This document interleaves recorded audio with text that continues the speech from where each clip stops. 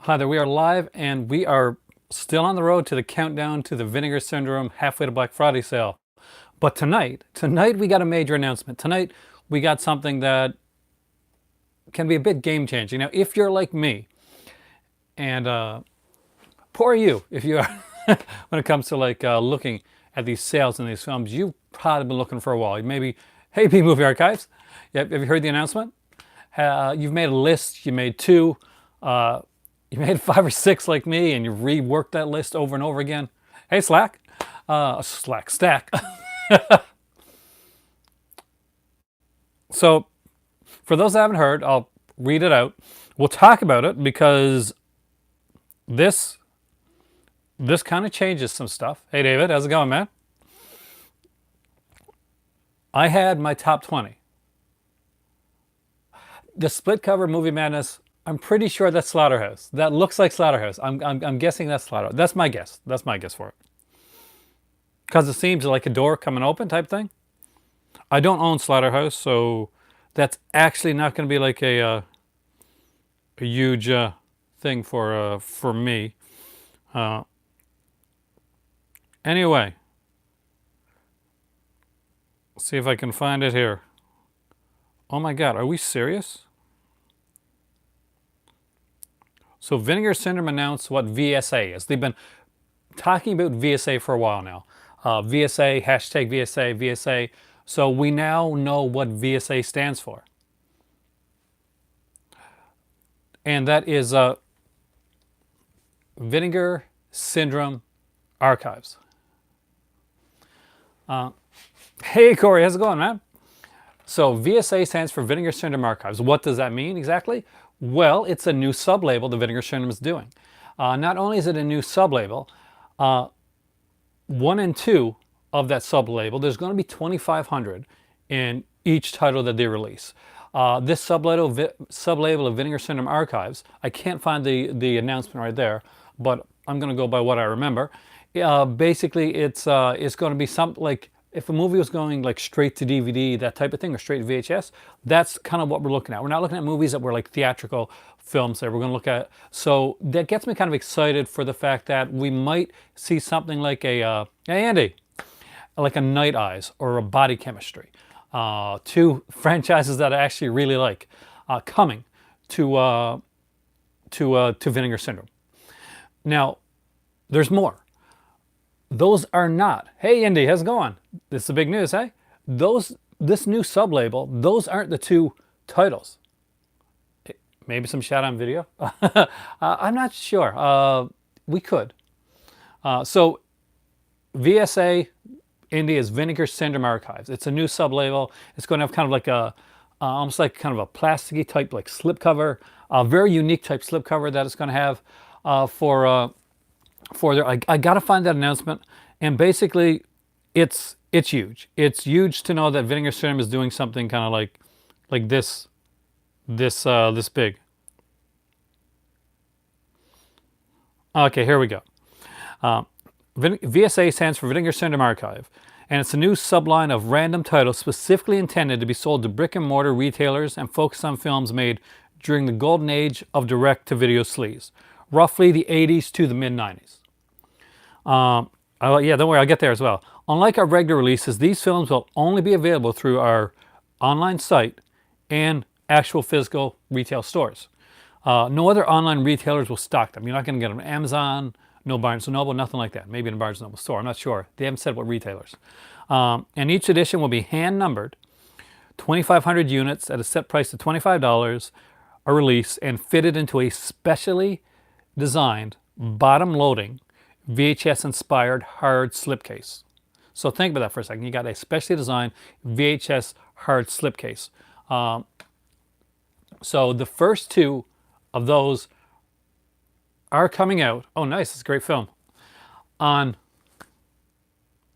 the sale, and just to make this a little bit more exciting, they're not the secret titles. These two titles are coming out during the sale. They're not part of the main package. They are not the secret titles for the sale. So there are 4 titles coming from Vinegar Syndrome during the halfway to Black Friday sale that we do not know about. There are the two titles that are the regular secret titles that are in that package. You know, those two that are, you know, one's the horror and one's not. And there's this sub-label that's going to be starting with two titles during the halfway to Black Friday sale that we don't know. So like, let that sink in for a second. So normally there's two titles that we don't know. There's four that we don't know. There are four titles we don't know, along with any like retro slip covers, anything that's coming out, any different stuff. Vinegar Syndrome didn't lie when they said this is probably their biggest halfway to Black Friday sale. Hey, Mark, halfway to Black Friday sale that they've ever done. Now, the website, if you go there, you're going to notice it's the placeholder thing is there, and it'll be going up, I think, at 12 Eastern Standard Time on like so that'll be like Thursday night, well, Friday morning. So you're looking at like 12 if you're in the Eastern Standard Time. Work it out. For me, it's 1 o'clock here in the morning. I'm extremely excited about it. This does change things though. So now, I was pretty sure, I was like, okay, no matter what the titles are, unless it comes up with some amazing slipcover that I absolutely have to have, I'm focused on just these like this. I had 20 titles picked out. 20 titles picked out. Oh, for me right now? I mean for the sale? Yeah, for the sale it's going to be 1 a.m. Right here it's 10:14, but for the sale it's going to be 1 a.m. I had my 20 titles picked out that I was going to get. I was going to get 20 for the sale, and I thought that's a good amount, right? That's the most I would have ever gotten. Now there's these two titles, these two unknowns with really sounding cool slipcovers. So it's going to be really big to figure out what these are. Now, they said that these are going towards retail stores. So I'm going to guess. Welcome back though. That we're looking at some stuff that won't be like, we're not going to add. Obviously, it's not adult stuff. So if it's going to go at a kind of a regular retail store, it's not going to be something that's going to be overtly, offensive. So we're looking at probably action titles. We're looking at like some of the exploitation, hey Trini, some of the sexploitation titles. But more the kind of the ones that you would see back in the day. I guess early there, Mark. And that's the exciting part. For me, like I got a dream list, but as soon as I read the description, I said, "Oh my God, what if we got the Andrew Stevens stuff, or what if we get the body chemistry film, something like that?" I'm not sure who's familiar with those titles, but I grew up at a time, when those were like ones you'd see over in the VHS days. Did you like Malibu High, by the way? I know that I saw that you said you watched it. I love Malibu High. It's completely different than the cover. Isn't it? I don't know if they do. I mean, like they work with Helen Lauder a lot. I mean, he does commentaries for them. That's for sure. He's done a couple commentaries for them. So it would be interesting to see. And what is there for Helen Lauder for them to put out though? I'm trying to think. Like I think most companies have put out like his titles already. Frankenhooker's out. Basket Case Trilogy's out. Even his documentary, that's Sexploitation, is out. You had a very misleading cover. Oh, that's what you're talking about. Okay. Yeah, no, that's what I tried to tell you, man. It is. It's like a very, very misleading cover. But a great film, though. Yeah, that's the thing. They said it's indie, so it's 80s to mid-90s. So we're looking at 80s to mid-90s range. So that's why I'm saying the titles I'm saying. We could be looking at some Cynthia Rothrock stuff, who is wholly, really not shown very well. Oh, nice. On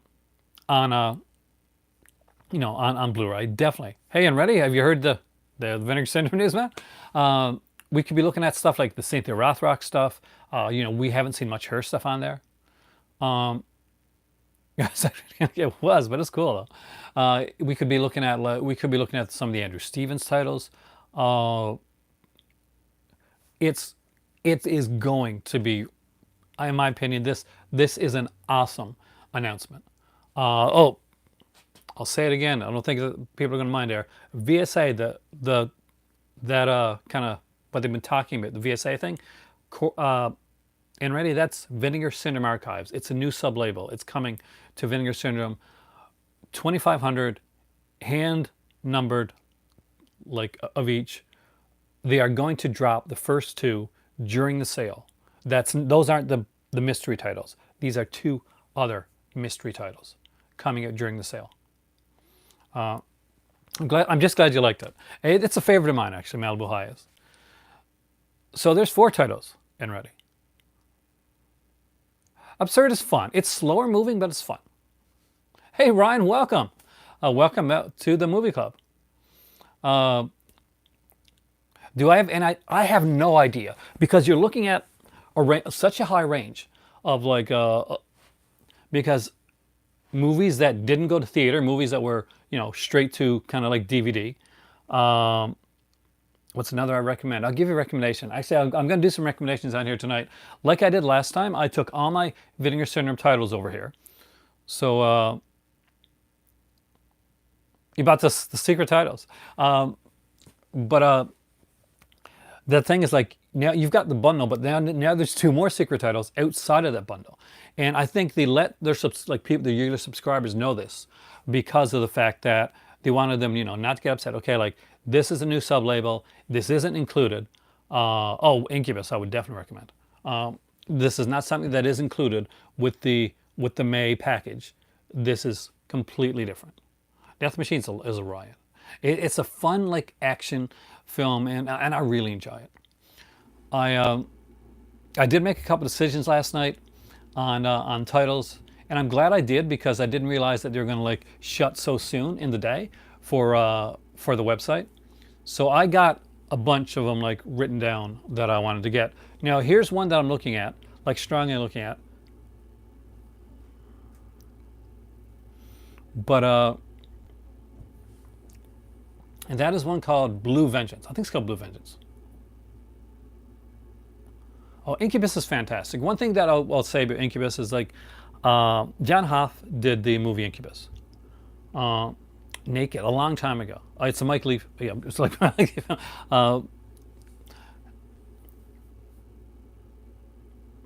definitely. So Ryan and everybody and B Movie, everybody that asked, I got all my Vinegar Syndrome titles over there. I'm going to go through. I'm going to go through the titles that I got. I got like 54 titles in my collection. I got a modest collection of Vinegar Syndrome titles.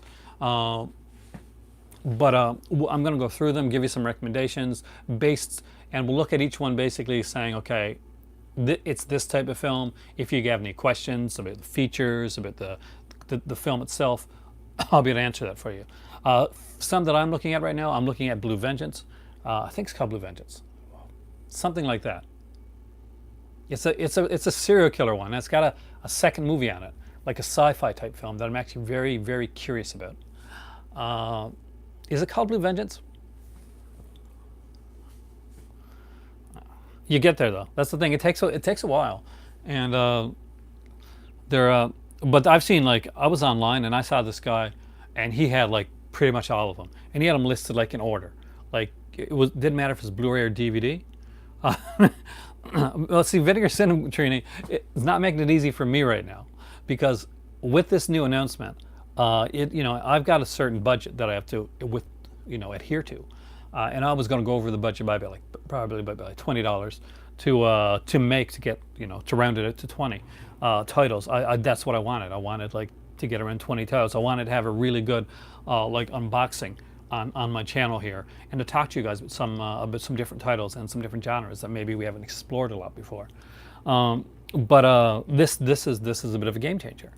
So this is going to change. I'm obviously at 1 o'clock Canadian time. I will be here.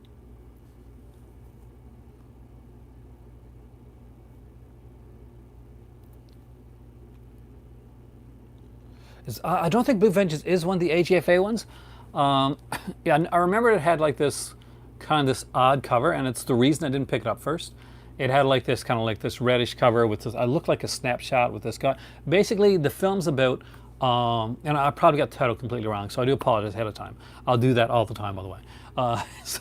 But basically, it's about a guy that was that's insane. He's a killer, and he's obsessed with this heavy metal group that he breaks out of an asylum, and he wants to see like if they've lived up to their heavy metal cred, like to sell their soul to Satan for for metal, but time's passed, time has gone on, and these guys they pretty much sold out. One's writing jingles, so they're older, they're doing other stuff, they're doing like some punk music and stuff like that, and he goes out and he decides, okay, I'm going to kill them. I did get that right, thanks. So I don't think that's an AGFA one, though I do love AGFA. I only have a few, I've only got 3 of their titles actually. Selling off a lot lately. Sometimes it happens. Sometimes I've been to the point a few times when I've had to like sell quite a few titles. Obviously, this here did not happen overnight, guys. I have sold off my collection around 4 times before I finally like cemented. Okay, this is where I'm going. So I completely understand when you got to end up like selling off some titles. Priorities, right? That's what or when you just like say, okay, like a guy that comes on here a lot, Cubic Lover. He wants to go to Japan. That's one of his dreams. His dream is to go to Japan. Obviously, he's not going to buy like a ton of movies when he's like saving for this ultimate like trip. And same with me. Like when I was going to London, that was my dream place to go. May seem silly for some of you guys who probably are over there, but for me, I always wanted to go to London, so I saved up.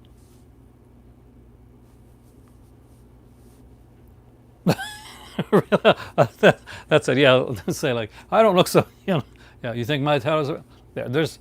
Yeah. I like that, Ryan. Anyway, so do you want to go through the titles? What we do, because I figured since the website is now closed, I've shown my titles on there many times, but for the sake of like checking off things on a list and kind of going, kind of yang it, this is the best way that I can do it for you. And I'm going to do this in no particular order. I had planned originally to put them into like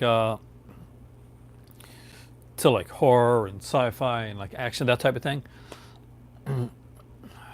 See, Andy, for me, if I could live anywhere in the world, like London, it was my dream place when we touched down at Gatwick and got on the train.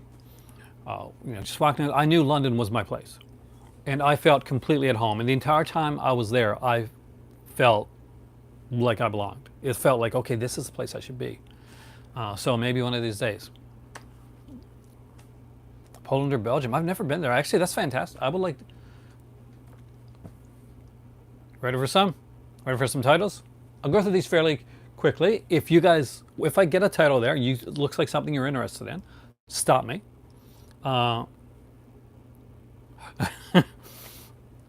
Ask me, okay, what's this title? If it's something that interests you, feel free to ask me about it. Anything in my collection here, I've seen pretty much everything here. Vinegar Syndrome titles are ones that I usually watch like right away. If I haven't, then there's a reason behind it actually. Okay. Ironically, probably one of my favorite titles that came out from Vinegar Syndrome early on, and this one has both an R-rated and X-rated cut of the film. You're not going to see a lot of X-rated titles in my collection. I just don't have a lot. Not because I don't want them. I do. I want all the titles. I have no type of like thing towards okay, I'm not going to get this, but it has to have a good story type thing to it. This one does actually really good, and this is Roberta Findlay's like a Woman's Torment. This is a very intriguing film, one that I really like. I call it like Roberta Findlay's Repulsion is kind of what I call it. What makes this movie not just a movie that would be like say for instance a Repulsion knockoff, for instance, is the lead actress in the film. She's very intriguing. She's very enigmatic. There's something about her. Sometimes you'll see an actress in a film and you won't know why, but you'll just be drawn to her. And that's what Roberta Findlay does with this actress here. She only ever acted, I think, in this film, and she walked away part of the way through the film. But A Woman's Torment, it's kind of like Repulsion. It's kind of horror type one, and I really do. It's one that I do recommend. But please know that that one is one of the few adult titles that I have in my collection. And if that's not something you're into, like, know that going in. And if you do want to get them, it's a fantastic film. The R-rated cut of it is actually really good. So you're good either way. Next up is one that was mentioned by B Movie Archive here at the beginning of this video, and that is Malibu High. This is a fantastic little title. It is not at all about what you are seeing on this cover. This looks like you're going to watch one of those regular mid-80s sexploitation films, like A Private Resort or Fraternity Vacation or Porky's or something like that. No, that is not at all what this is. This, however, is something I'm gonna be honest. This belongs in your collection. You are going to enjoy this film. It's got some great features on here as well. There's a group commentary, video interviews on here. There's a really cool Q&A. Definitely want to pick out Movie Madness. B Movie Archives here in the chat. Basically, he's watched this one here tonight. Extremely different from what this cover makes it look like it is, but extremely good. So, you guys know, if you've watched my channel for a while, I'm going to pimp up my guy Pete Carpenter here, because I just like his stuff. And I wish they'd put out more. I'm hoping the more Pete Carpenter comes my way. So this is the double feature Blood Mania and Point of Terror. It has actor, auteur Peter Carpenter in this one. And what's really kind of cool about it is Peter Carpenter he's just one of those guys. This also has Diane Thorne in one of these films here. So if you like the Ilsa film, you're going to get to see Ilsa, like, not in Nazi regale.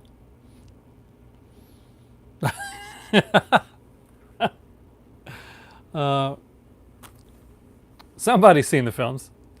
Yes, B Movie Archives, definitely 70s. If this is a limited edition that you can get, it's not only 2 discs, it's a 3-disc set. The reason for that is because it has a limited edition disc that has alternate TV versions of both of these films right here. So you're going to get the regular version of the films, the theatrical versions, and TV versions, ones that were done for television as well. There are some great features on here too as well. There's a great commentary track on there, video interviews, video interview with Leslie Sims. So definitely one to check out. I had a blast with it, and it's definitely one of those kind of like, I would say, kind of sexploitation, kind of dramedy thriller type things, was what they kind of go for there. Next up is more of what I would consider, I think they're both, I do think they're both good. Now, it's been a while since I've seen these now, but I did enjoy them. Like Peter Carpenter is not exactly the world's greatest actor, but Peter Carpenter is the guy that thinks he's the world's greatest. You can tell, but it works. It really works for the film. For the characters that he's playing, it works extremely well. He has a pretty good a backup cast as well. Diane Thorne, she definitely has some chops when it comes to this type of stuff. There's some different kind of fun, kind of unusual style music, almost like I think they say in the back, a Tom Jones style. That's what I would relate it to, like in the style of music in one of them, because he's like a singer in one of those. Oh yeah, these are low budget, but they're really fun. Out of them, I think the second one, is that the one where he's the lounge singer? Yeah, the one where he's, both these are really good. But Point of Terror with Diane, I like Diane Thorne, right? Basically, he's a lounge singer and he meets this girl on a beach. It has it's kind of trippy, but I really did enjoy that one. And that one is a limited edition. So, by the way, guys, when this one sells out, they'll probably do a standard edition, but you will no longer be able to get the TV cuts of the film. And it is limited to 3,000 copies. So I think they got around 500 or so left, maybe a little bit more, maybe less, not quite sure. Next up is Count Dracula's Great Love. This, of course, is a classic Paul Naschy film. And you see them put out a lot of Paul Naschy films. This is one of the better Paul Naschy films that are out there. Thanks, Ryan. I can't check anymore, unfortunately, but I think you're right. So Count Dracula's Great Love, again, classic film. This is the only film really where you get to see Paul Naschy playing like the vampire. I mean, there's a movie where he kind of plays an actor that played a vampire, and this one where he kind of dresses up as different characters. But I think this is the only one where he actually kind of plays Count Dracula. Naschy would normally be kind of like known for the werewolf films that he would do. But if you don't have this, if you're a Naschy fan, like say for instance, you got the Scream Factory releases. You got those, volumes 1 and 2. I got volume 2. I don't have volume 1 yet.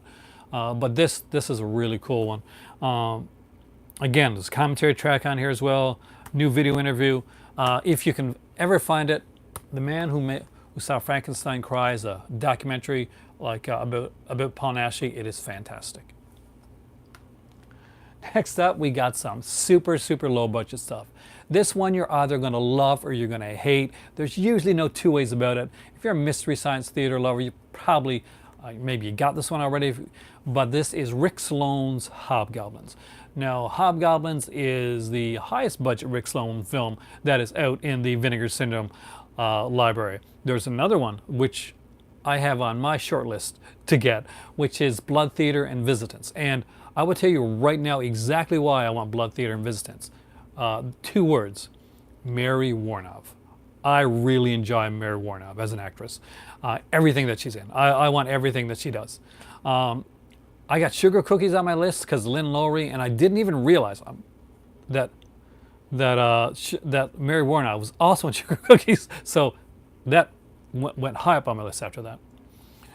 Hobgoblins is a lot of fun. It was a Mystery Science Theater staple. One of the better episodes, but this is really cool to watch on its own. There's kind of like there's a making of on here. You just got to check this one out, and it's insane. It's an insanely fun film.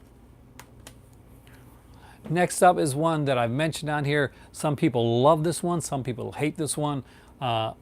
Again, this is another slightly divisive film. I am on the loving it side, and that is Luther the Geek. Now, this is a very different title. It's one of their trauma-style titles, and this stars Stacey Hadiak, who most of us know as April O'Neil in the first Teenage Mutant Ninja Turtles film. I had a huge crush on this actress, and I was unaware that she was in this film. And she was in this film. So Luther the Geek is a very different one. Basically, the guy, exactly what you think he is. He is a geek, but he's a geek that, he's not biting heads off of chickens. He's killing people. He's just gotten out of jail, and we're kind of seeing how the prisoner. I'm not sure if it's meant to be, but how the prison reform system fails some people, and it definitely fails Luther because Luther should not be out among the general public, and we find that out really quickly. This is basically one day. Most of this film is basically the day that he gets out of the day he gets out of prison.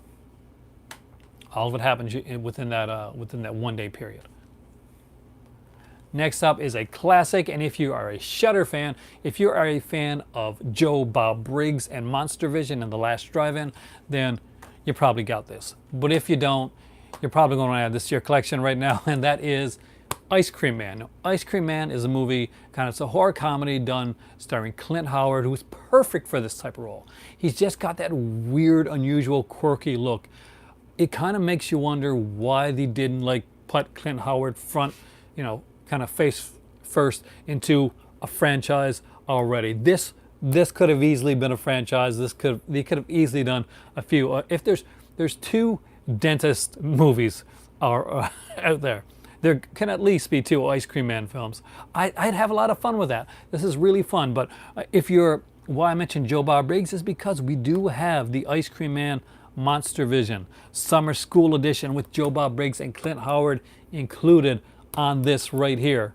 It's a fun film. It's got a ton of big actors in it. We got Olivia Hussey from Black Christmas. That's my favorite film. David Naughton from American Werewolf in London is in this film. Jan Michael Vincent is cashing a check in this film. It is such a fun film. And I definitely put this, I would agree, this is a must. out of all their many like Black Friday and halfway to Black Friday announcements, that is one of the ones that people have been that I've seen people get most excited about. And I missed out on the slipcover, but I'm glad that I do have that one. Darcy. We all love Darcy. Don't we all love Darcy? We do all love Darcy. Next up is one with a great cast, and I find this movie fun. I find all these movies fun. I'm not going to lie to you. There's a reason my Twitter handle is Mr. Vince, and I love Vinegar Syndrome stuff.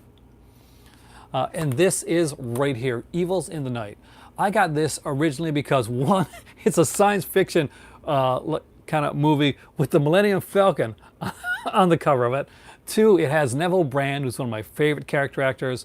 A lot of great cast. We got Aldo Reyes in this one. He's fantastic as well. Amber Lynn, porn actress Amber Lynn actually has a scene in this film. It was kind of like shoehorned in there. Oh, I would definitely, like 110%. If there's any convention that comes and she's going to be at it, I will be there at that convention if it's near me. Tina Louise, Julie Newmar, John Carradine. I'm not, I'm not Vinegar Syndrome. I'm just the guy, I'm just a fan.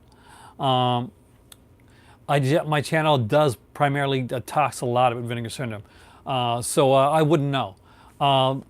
Now, Brad Henderson on Twitter is one of the acquisition guys. I think he works a lot with Vinegar Syndrome. So he might be someone to like to check for rights. He might not be able to tell you, but he might be able to like slip hints, letting you know whether a title has been acquisitioned or not. Evil in the Night. It's a fun one. You'll have a blast. How many horror movies aside from this one and maybe Stepford Wives do you see Tina Louise in anyway? Definitely check this one out. Next up is a classic film from a guy that some of us like and some of us don't, and I'm on the like side of that one as well. I'm usually on the like side of this fence, ain't I? And that is Flesh Pot on 42nd Street. This one won't be on sale during the sale. This is a newer title. Actually, it came out last month, and that is Andy Milligan. Andy Milligan is a really unusual, different director. His movies are kind of insane. Now this is an X-rated film. If you know Andy Milligan's work, you know Andy Milligan's stuff. Andy Milligan's not really he doesn't care about the X-rated portion of it.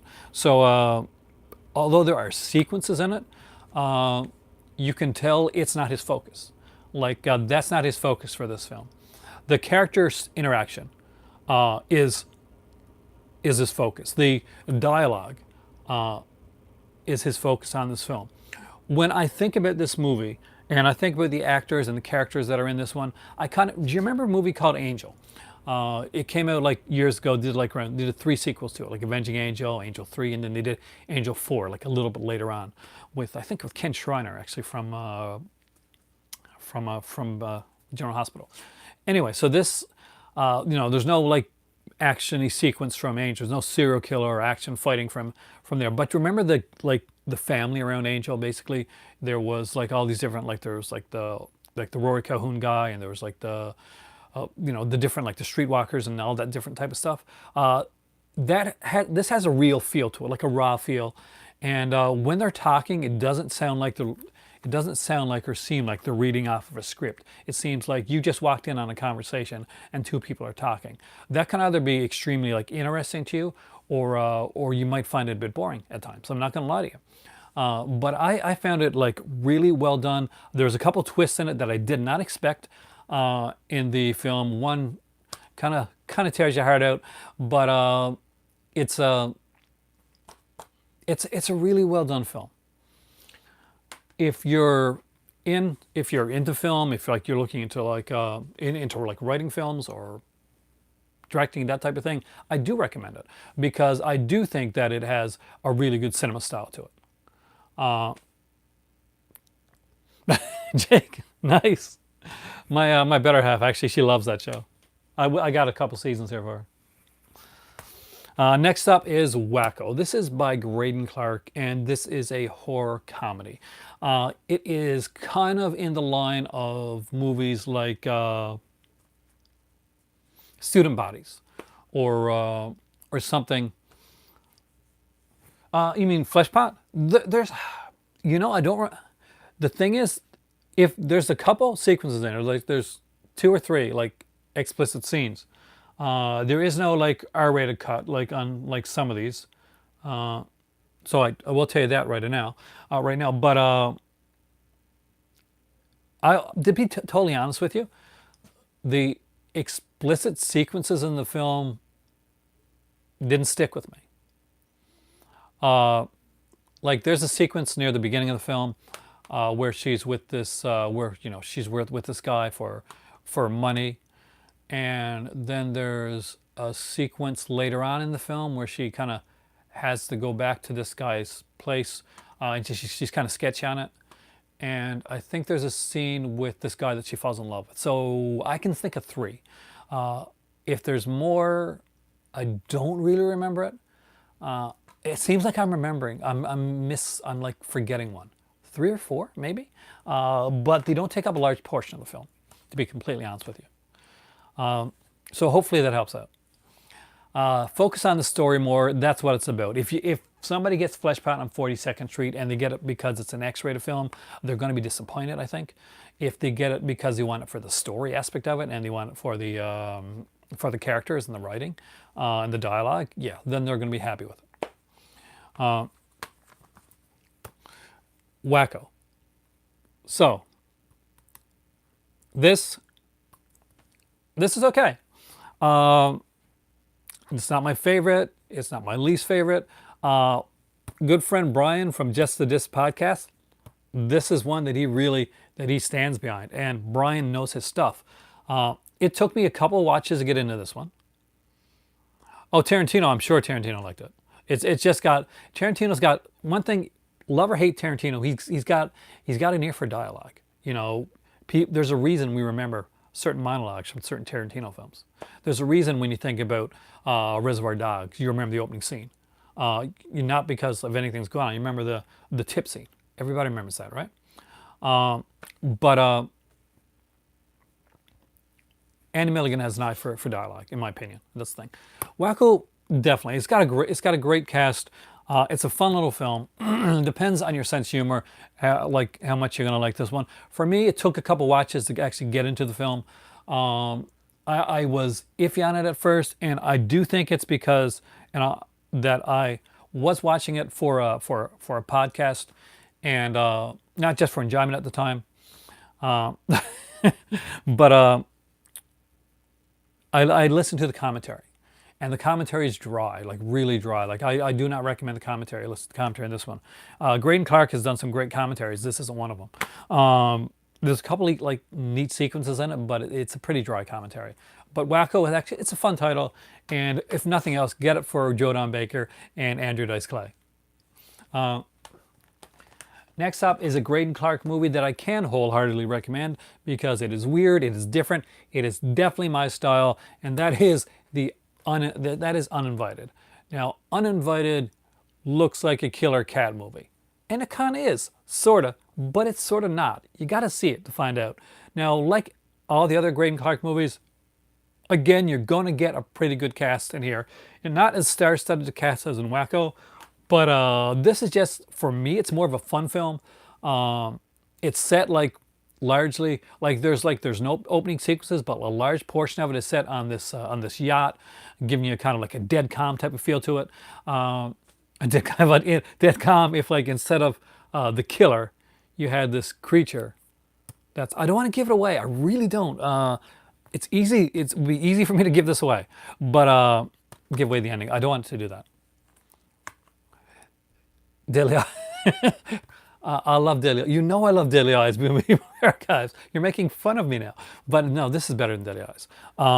It's a great one. We got like Alex Cord in this one. George Kennedy's in here. Clu Gallagher's in this film. A great little cast. Fantastic transfer. Much better commentary by Graydon Clark on this one.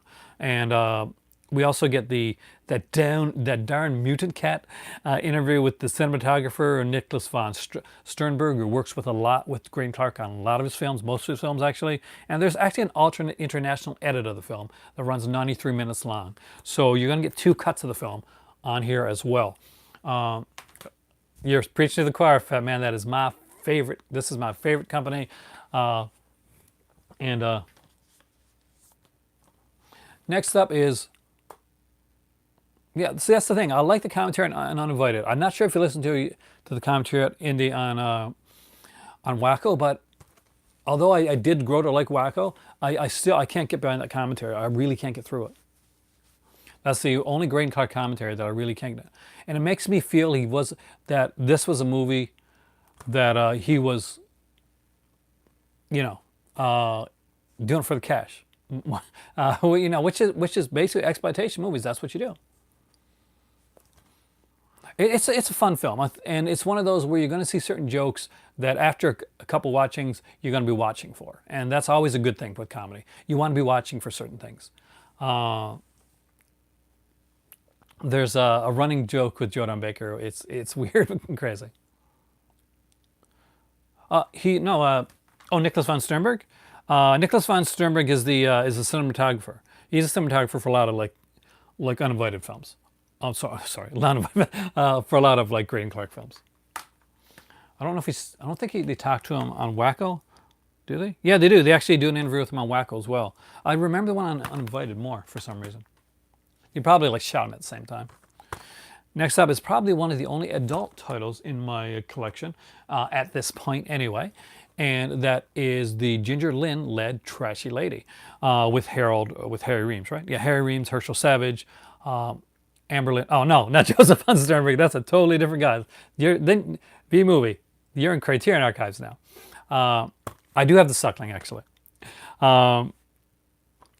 This has Bunny Blue and Tom Byron. This is pretty much the reverse of the Pygmalion, or I guess if you want to talk with movies, My Fair Lady. And it's okay. It makes, von Sternberg. If you like the adult films, this is actually one of the better actor ones. Like interesting, like there's a story to it, and it's fun. And Ginger Lynn is gorgeous. She is absolutely gorgeous. Next up is one that I was asked about, and I will show it, and that is Death Machine. I love this film. For some weird, wacky, unknown reason, when this film was being put out, they promoted it like it was some big science fiction film. It is not that. It is a martial artsy type, like fighting, kung fu type killer film. That's what you're looking at when it comes to Death Machines. Ignore this. Much like Malibu High, ignore the cover. It has very little to do with the film. Does that make the film any less? No, much like Malibu High, this film is still a fantastically fun little film. Not a huge cast, but it's got some great features on here. Just really, really fun. And not something that I knew going in, like that it wasn't. Because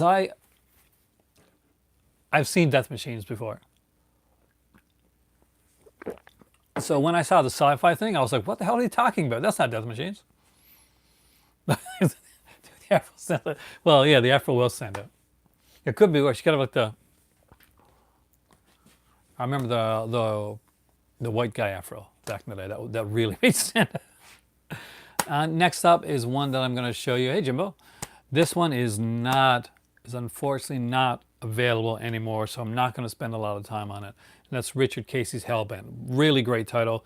This is, by the way, this one's out of print. So guys, if you're looking at stuff and it's a limited edition and you're noticing that it's getting, exactly, by Ross, that it's getting low, then man, grab them if something you really want, because this, yeah, Frank Stallone. That's the thing, guys. One of the clues for one of the mystery titles is it's a Frank Stallone film. Well, I don't think there remain mystery during the sale. I think we're going to know what they are. Like those are going to drop at the time of the sale too. So we're going to find out at the sale time. The Frank Stallone one, I can't think of a Frank Stallone one I'd really be like completely interested in. So, you know, without, but that's like something I'd wait on. You can, oh, definitely. It's a fun pickup, Ryan. If you don't have it, Heart of Midnight. I can't remember that one. I'll be honest with you. Next up is Horror House on Highway 5. This one is still available, I think. It's actually fairly low. But like I said before, this is crazy. It is fun. Yes, Death Machine is much more of a kung fu action film. Think more of like a Foxy Brown style film without like other, but like basically there's this kind of like there's this evil girl, and she has these three guys that are her death machines. She's like these ultimate assassins that she gets to train to go out and do stuff, and there's like big battle sequences. It's super fun. This one here is getting fairly low, so if you do want this title, I would suggest going for it during the sale because it's going to be 50% off. As you can see, this does have a fantastic little cover here. I do like this film. I really do. Next up is one that I have not seen since I got it, basically because I got it recently, and it's and I gotta watch it because I haven't seen this one in ages. And that one is Grandmother's House. I really remember liking this one back in the day. It's one that I got to sit down and watch, probably maybe sometime the weekend. It's a fun one. It's got Brink Stevens in it. I really like Brink Stevens, so anything that she's in, you're gonna know that that's gonna be something that I am gonna pick up now. If you get this during the sale, I think it still has the sexy slipcover with it. So, but that being said, it's not going to be on sale. It's not going to be 50% off anyway because none of the newer stuff is. You're looking at probably February and back. It's going to have the 50% off. Oh, you mean this one here, Grandma's? See, it's called Grandmother's House here, but it's called Grandma's House. It's kind of growing on me. It's different. This is the one I remember. I just really like that. Though I will admit that Grandma's House definitely is a better it's a better representation of it. But this kind of doesn't that kind of remind you like The Hearst or maybe like one of those type of films? You have 3 or 4 titles that you're looking into. If they're on here, hopefully this will help you out. If they're not, you can mention and I'll do my best, and as will anybody on here.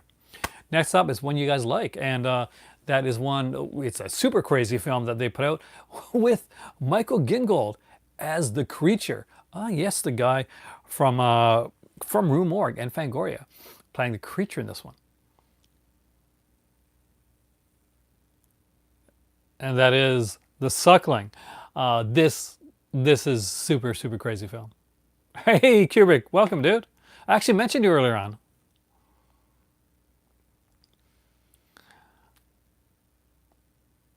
The Suckling it's fun. It's a creature film. It's definitely a monster film, and I actually do like this alternate artwork. It's fun. It's weird. It's cheesy. If you like monster films, you know you're definitely gonna have some fun with it. You know, don't take it too seriously. Basically, what it is, no, they're not making a statement with the film. Just so you know, basically this. Some people would make fun of it. So there's this abortion clinic, and there's like toxic sewer waste in the sewer system, and it brings this kind of like this aborted fetus creature to life. It's a weird film, but it's really fun, and definitely super cheesy. Next up, I think The Suckling did have a different name, but I'll be honest with you, I don't remember what it was. I know it as The Suckling. That's the only name that I know for it. A lot of these films have had like have had different names. Even in the alternate artwork, I think it goes under that, doesn't it? Yeah, even the alternate artwork calls it The Suckling. So if anybody that knows more about the film than me, and because I haven't watched the features on this one, can actually tell you if there's another name one under. I don't really know. I can't lie to you. Next up is what I consider a classic by Alfredo Zacharias. Some people love it, some people don't. It is a nature gone mad film, and this is The Bees. The Bees is actually, this one actually does have a bit of a political message. It's a bit more, it's a bit topical right now, and I don't. When I say that, I don't mean like it's a totally serious one. Uh, and that is, so this one here based this at a time when they're telling us, and rightfully so, be scared. Uh, I haven't bought any. The last one I got, you saw Cubic Clever, which was the grandmother's house, and that was very much thanks to my good friend over from Just to This podcast. Now the Bees, yeah, the Bees has a really cool cover here. I got to show you.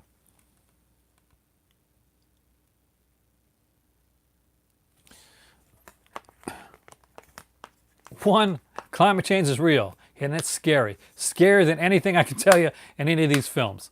And the Beast actually kind of talks about, like mishandling nature and stuff like that. These are killer bees, but they have a reason. They're not just, they haven't just done it for no reason. Like many of these like nature attacks films, there's a reason for nature to attack, and they actually do kind of talk about it. The bees kind of like they find a way to communicate. And it's actually really kind of cool. We got like John Saxon starring in this film. Angel Tompkins is in this one. John Carradine actually has a pretty good role in this film right here. So definitely worth checking out. Next up is a really fun one. Oh, There's Nothing Out There. It's a fantastic film. It is a fantastic film. No, it's put out. I'm so surprised the Alligator's not been put out yet. Grizzly too. The last Grizzly time I saw Grizzly, I think was on Media Blasters. I think it was Media Blasters. Mausoleum, definitely a good one. Bobby Breezy. Horace on Highway 5, Satan Slaves. I'm going with my thing over here, so I'm just going to turn this down.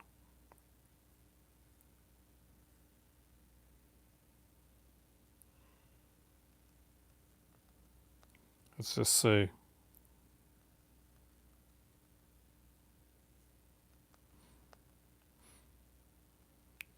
Trying to get this open up here for me. Not as far as I know, no. I apologize. This is probably going to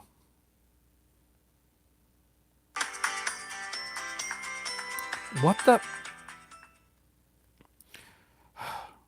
I hate the ads. So I just want to open up there to say, so Satan Slaves, good one. Horror on my, yes for sure. Blood Mania double feature, right on. Bloody New Year. It is a great Norman J. Warren title. It is one that I do definitely recommend. That being said, we do have the Indicator Conundrum, but this is a great addition. I love this. Love this cover.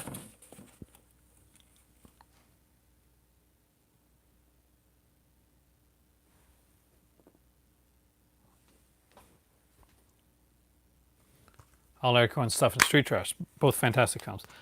But most people that know Bloody New Year know this cover. This is the cover that most people pass by in their stores along the way. Trip with Teacher is actually pretty damn good. It's what's neat about a movie, man. I don't have the film, but I do know the film. It's the only film that was directed by that guy. Now he had done stuff with films before, but this was the only film that he ever directed, and he did everything right on the set. He got people to the set. He got people from the set. He did like a bunch of work behind. He was doing everything behind the scenes, but he was like making up names on the credits so that he would basically he wouldn't look like he did everything and was like totally low budget. Trip Teacher is actually pretty cool. It has Solomon King, of course, who would go on to create like shows like the Red Shoe Diaries. Did I?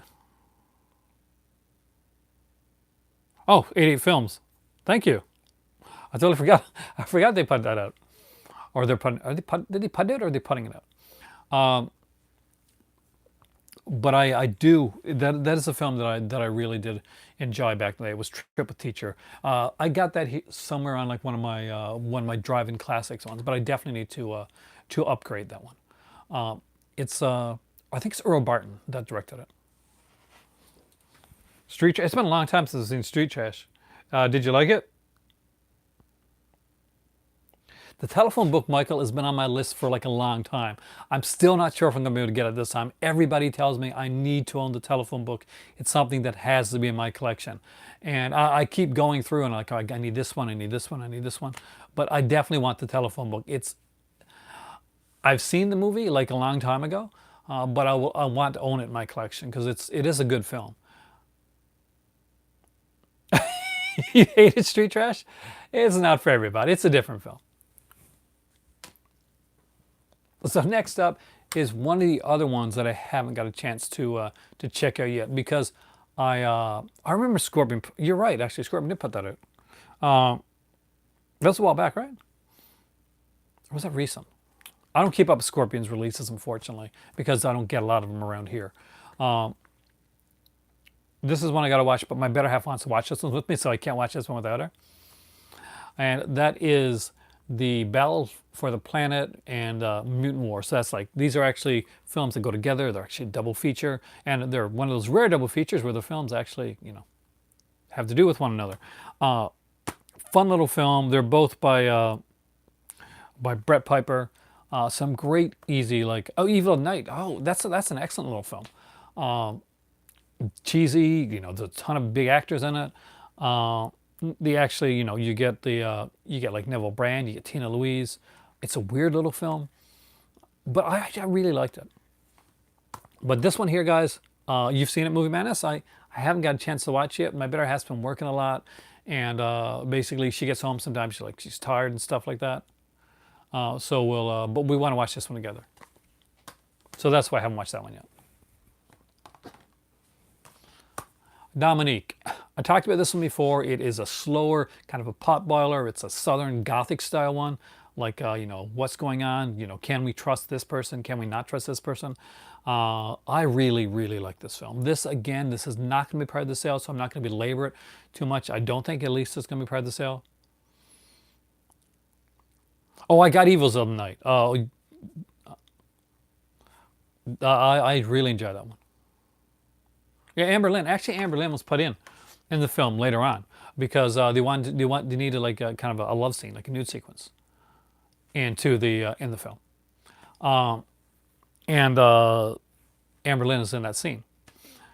But it makes sense. It's good. Okay, here's one that's not on here anymore, so I'm not gonna belabor the point on something that you can't buy. You can buy it on DVD though, so you can get the DVD edition of this one. And this is the Crypt of the Living Dead, House of the Living Dead one. It's a double feature. This was a exploitation TV. We talked about that on our last video. We all tried to figure out which ones are exploitation TV releases, remember? And so I like Andrew Prine's, so that's something that I needed to have. Basically, this one had sold out at one point, and they found some extra copies like in their factory. I feel you, B Movie Archives, because Candy Tangerine Man, Lady Coco, that's on my list. That's one of the ones that are on my list, the ones that I want to get this time around. That I'm not sure of. I know that DVD is still available. That's one that you can get on DVD. I found this these were fun films. I kind of like the Andrew Prine. I'm biased to Andrew Prine. Next up is Christmas Evil. Yes, yes, yes. This is fun. This is super fun. And if you've never seen Christmas Evil, this is the most Christmassy horror movie you're ever going to see. Silent Deadly Night is good. Black Christmas is amazing. Christmas Evil. No, I disagree with you on that one, but difference of opinions. That's okay. We can Cisco and Ebert this Cubic Lover. We can Cisco and Ebert this. Christmas Evil stands out. Why? And honestly, Black Christmas is for me, Cubic Lover, is the best horror, is the best film that is for me. But it reached me, it touched me. But this is as for Christmas horror, actually Christmas horror, Christmas Evil is unparalleled in that. And for that, And the reason for that is basically, if you've seen this movie, I don't want to spoil it for anybody, the ending. If you've ever seen this movie, then you know that the ending makes this the most Christmassy Christmas horror movie you are ever going to see. It's not about the atmosphere, not just about the atmosphere. It's not about anything else. It's about the magic of Christmas. And this is a slasher movie that does show you, at the end of the day, the magic of Christmas.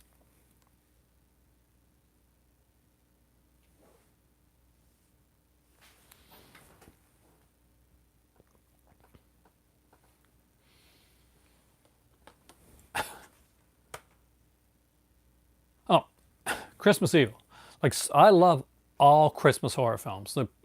There's some so-so ones.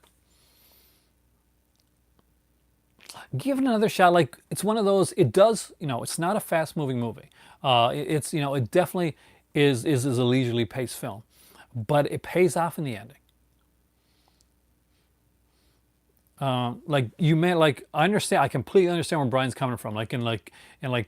Not like it. Christmas Evil is not as well constructed, for instance, as something like a Black Christmas. But Black Christmas, for me, is on a different level. But Christmas Evil is it's the most Christmas that any horror movie's ever going to, like, unless they put one out like that Christmas. It's the most Christmas any horror movie's ever going to get for me. And I don't include a lot of the newer stuff. Demonoid. Another one by Alfredo Zariakis. Okay, I mean, it didn't catch me a lot. This is one where I've watched it a couple times. I've never really like gotten through in one sitting. And that's not on this film, that's on me, because normally when I put this on, I always put this on at the most inopportune times. And everybody knows that there's going to be films, there's going to be times when you start to watch, like Jimbo right there, right? When you start to watch a movie and you're just not really into it. Oh, the original Black Christmas, 1974. Well, Movie Man Scream Factory put out the latest release, but if you're in Canada, then there's the Season's Grievings edition. It's Bob Clark, actually. And he passed away now. The director, Bob Clark, also made A Christmas Story, a very different Christmas film. He also did Porky's. That's cool. Do you know how many times B-movie that I get names wrong? Like every single episode, every single time. And of course, the fantastic Sherlock Holmes, Jack the Ripper thriller, Murder by Decree. Which, you owe it to yourself to see those films. Black Christmas, especially. Murder by Decree is fantastic too. Good old Bob Clark. That's the thing. It's my favorite movie, B-movie. That's the thing, right? This is my favorite. This is Christmas. Black Christmas is my Citizen Kane. Another one that's kind of fun, and I did enjoy it, but it's not one that I'd put on the top of Bob Clark. Oh God, did he die in the plane? It was tragic. I remember Bob Clark's death. He died around remember when the remake came out, Black Xmas? He died before that actually was released. So it was around the time, because he was there for the promotional part of Black Xmas when it was originally being made, but he died before it was released, and and we got to realize what a crap show of a movie that was going to be. So thankfully, he didn't get to see that. But Frightmare.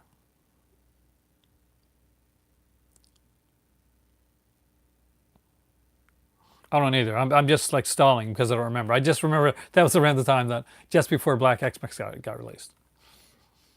That's the best way to know the difference between somebody. If somebody says Black Christmas, that's the Bob Clark classic. If somebody says Black Xmas, that's the modern day strange one. Okay, film. Not one of my favorite releases. One that I do love. I think everybody loves this film. It's kind of like it's just crazy. Is it a great film? In ways, it's fantastic. It's fun, and it's raw force. This is one of these movies that when people are getting into Vinegar Syndrome, it's usually one of the very first titles that they'll pick up. Like some people came in during like Ice Cream Man, and like that was their introduction to Vinegar Syndrome. But a lot of people, when they'll come in, they'll get raw force. because it's one of those like super crazy titles. Cameron Mitchell's in this one. Oh, a lot of people don't judge Citizen Kane. I know people like in film classes that think that it's, I personally I do like the film, but I can understand when you hear like this is the classic over and over again. It can kind of be there. Do you love Raw Force? The Citizen Kane of Kung Fu zombie films. To be honest with you, I don't remember this one at all. Um, I know I saw it, and I know it's got Ferdy Main, and I really like Ferdy Main. Uh, but for some reason, I got to rewatch it. Much like Demon Knight, it's one of those that I guess I haven't seen at the right time. I got to see, these are some of the really early ones I got, like when I first started watching. Five genre, five explicit vias. That's actually a nice idea. Could I do that? Yeah, I can probably do that. Explicit ones, I can tell the explicit ones right now. If you don't have the taboo, yes, that's a genre classic. Trashy Lady for sure. Taboo 2 and 3, Taboo 4. Wow. Writing wise, like for explicit stuff. Now, Indie Phantom, if you're still here, he has a lot more of the adult titles, and he's way more versed in it than I am. So if he's still here, Indie Phantom, let him know let Ryan know what your favorite like explicit like adult titles from Vinegar Syndrome are, because I think you're much better like at being able to answer that question than I am. To be completely honest, I will always let you know when I will give you my answers, but I always let you know that there's people out there. That's why this is a movie club that know this stuff better than me.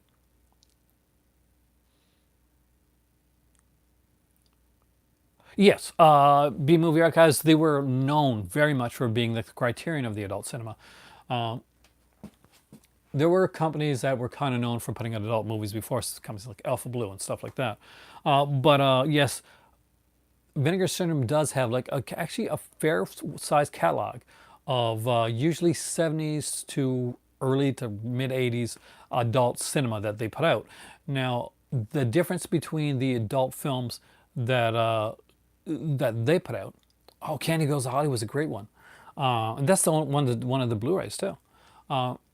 Is the fact that they pick ones that usually are story based, that have like a significance to them, and some of them are adult films, but they do pick like some of the great like actors like John Holmes and Sika, Hypatia Lee, Kay Parker, and they pick some of the great directors like Bob Chin, and I wouldn't know if everybody calls him great now, but Carlos Tobalina, Dixie Ray, Hollywood Stars, fantastic. Sex War is probably one of their best, like hands down. The Pretty Peaches trilogy is fun too.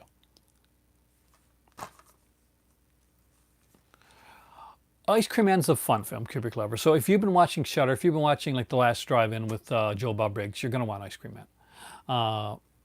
But it's fun. It's got you got Clint Howard, you got like a bunch of actors in the film. Jan Michael Vincent. I wonder what number 1000 will be. Thank you guys for helping Ryan out there. When I will always admit when I have like a shortcoming. But Rock Force, everybody has it. But if you don't, definitely pick it up.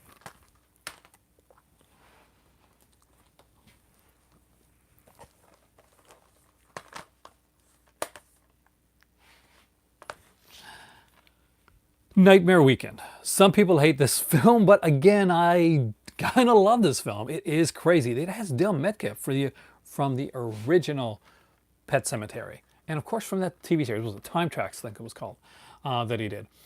This is weird. This makes little sense, but you kind of keep watching it. It's kind of like if like there's an accident outside, and maybe you shouldn't look, or maybe you might see something that you really don't want to see, but you keep watching, and you watch, and then you see the cars come by and the crowd going, and you're like, I gotta watch this. So Nightmare Weekend, definitely a fun one. One of the best covers. I love this cover, by the way. Very little to do with the film, but great cover.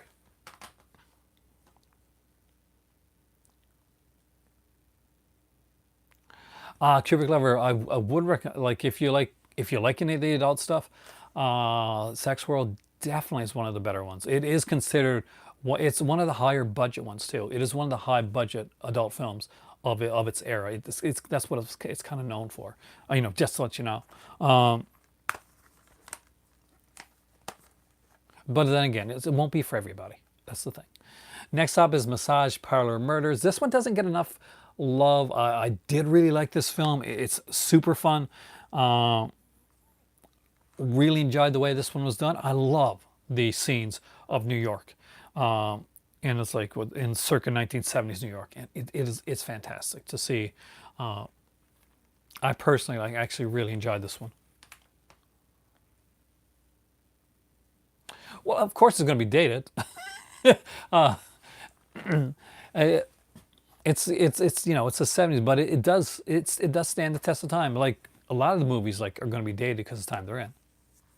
You like the little card? Oh yeah, actually I'll show for people that are newer here. For some reason, Kubrick, a couple of your messages didn't come through.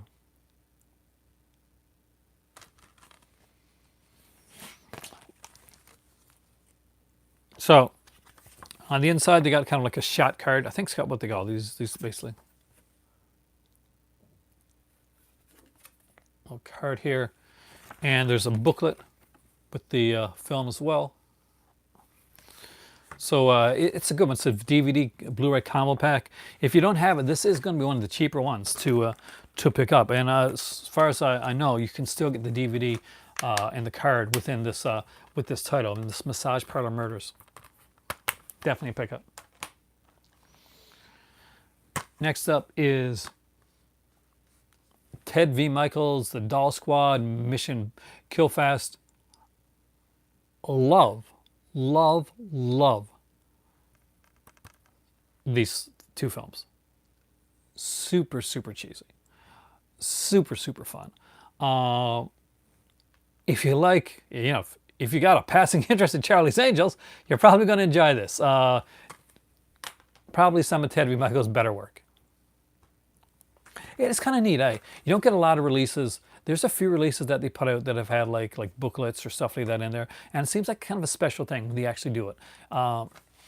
Because you get some companies, there's booklets and all that with every release, and that's fantastic. DC, oh man, I haven't seen DC Cab since I was back in the day. Wow, that's since theater. Yeah, right. Next up is, this was my very first Vinegar Syndrome. Night Train to Terror. I swear by this one. This is a super crazy anthology film with an extra film included, and it's a good extra film too. It's a fun extra film.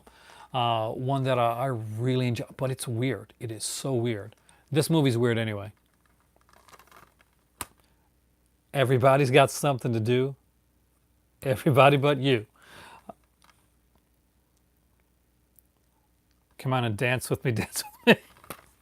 I'm not even going to try and sing it, but there you go. All right, I got a couple of DVDs to show you. Then I'll show you the rest of these, because there are more. There are so many more.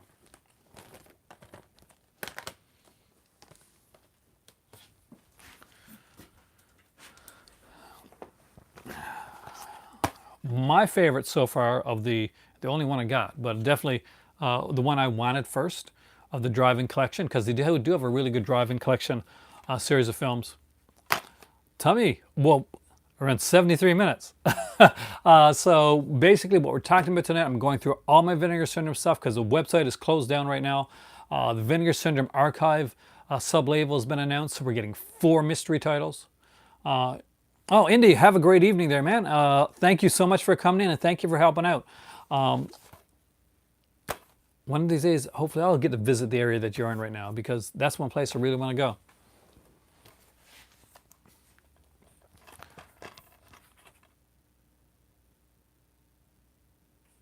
Enjoy your evening there, man. Death Force, Vampire Hookers.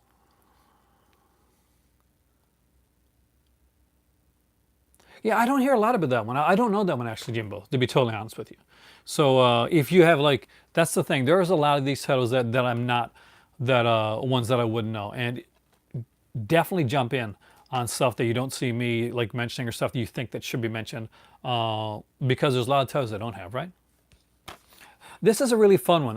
Hopefully you like this one around. Basically, Death Force is a kind of a really fun, kind of like cheesy, kind of blaxploitation action film. Vampire Hookers is a comedy, basically. It's a comedy horror. And they're both done by the director Sergio Santiago. And I'm a huge fan of Sergio Santiago's stuff. It's always super cheesy. He did another one called The Mothers, which is actually really good too. It's a really fun little actioner.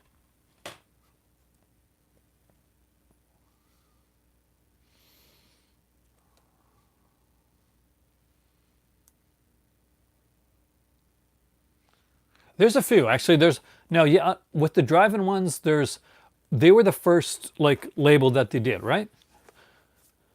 So they still sell them. The drive-in ones are usually a good cheap way to like to check out like a director or a genre, for instance, that maybe you're not so familiar with. They're actually very cheap. Now, where it was the first one they did, it was a label that was done before the initiated the Peakorama label, which the Peakorama label you guys know as being their, that's their adult label that they do. They do like adult films, like adult double features and triple features from Peakorama. So before Peakorama was around, a couple of the adult features actually are in the drive-in collection. So if you're not, if the adult stuff is not your style, just make sure you look at the at the descriptions like closely, because a couple of the drive-in classic collection drive-in collections are actually adult films that came out before the Peakorama label was created. Next up is Runaway Nightmare. This was available on Blu-ray first, but now only on DVD. This is fun. There's do I know if any of the limited editions are getting later, Fat Man, have a great evening, dude. Are getting phased out. The only ones that I know for that are really getting phased out, like are like getting seriously phased out, I would. Like if you have like, just check out some of the ones that you like there. If you don't have this one, for instance, this is a really fun one. But like the Etiquette Pictures label, Ryan, is being phased out this time around. The Etiquette Pictures label, so if you're wanting to get American Dreamer, for instance, the documentary, stuff like that, anything that's left in Etiquette Pictures, I think there's 4 Etiquette Pictures titles. But once they're gone, they're gone. They're not coming back. Although it's never been said, like outright said, and this would just be me like guesstimating, I would say that their Sexploitation Signature Series didn't do so well. So you may see that that label go by the wayside, like down the road. Again, I can't promise, I can't say that, but I know that On It the Pony, I gotta get those On It the Pony ones recently. They're fun. I'm gonna get all 4 actually this time around. Mike Curtail, Runaway Nightmare, definitely worth picking up.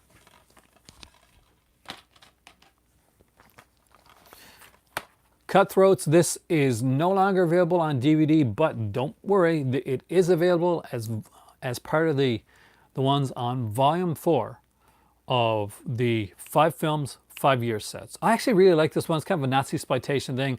It's directed by, I think it's John Hayes, right? Yeah, by John Hayes, who directed Grave of the Vampire, and actually has a small role by Michael Pataki in here at the beginning of the film.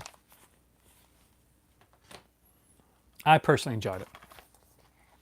Next up are the 2 adult DVDs in my collection that I have, and they're very uniquely different films.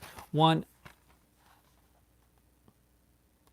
oh, actually, just so you know, B Movie Archives, I haven't got to the slipcover one yet. These are just 2 DVD ones that I'm doing before I go to the slipcovers. But, if you got to go, I understand, and I will definitely come back in later and check them out, because I haven't even touched those. I just want to get these out of the way so that I can get into the, leave the best for last type of thing. Sex in the Comics, intriguing, a couple like animated, like adult animated features on here as well.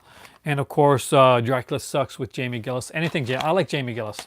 I think he's an actual good actor in the adult industry. Most people, Jamie Gillis is one of those guys that, in order to stop from getting like arrested once when he was doing like kind of one of those like live kind of like sex show type things, he actually started quoting like Shakespeare on stage.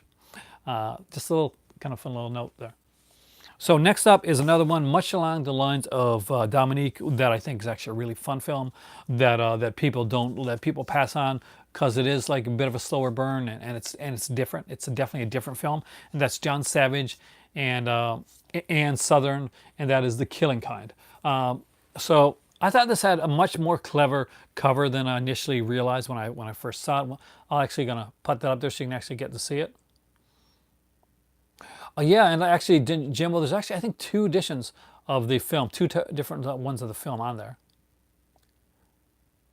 So when people see this cover, like just kind of far off, they're like, not quite sure.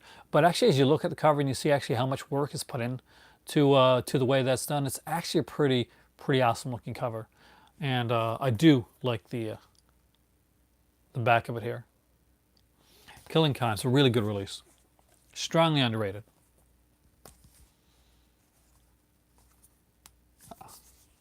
You're into the classic stuff now. That's way different than what we're talking about.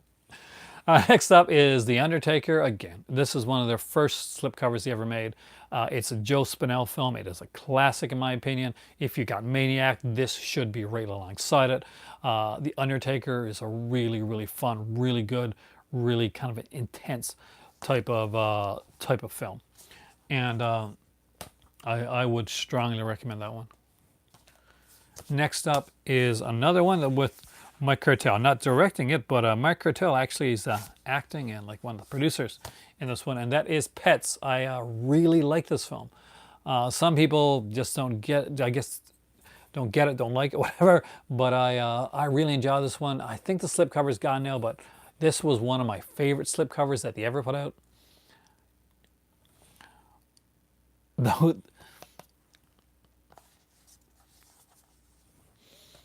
They're definitely a different film. Again, slipcover's gone, but the film is still fun. This is a really fun film, and you gotta love like Jack Frost. It's just so fun and cheesy and tongue-in-cheek. It's all gremlin-y, and it even gets more gremlin-y. I would love to see them put out Jack Frost too. Attack the Mutant Snowman. Really fun little film.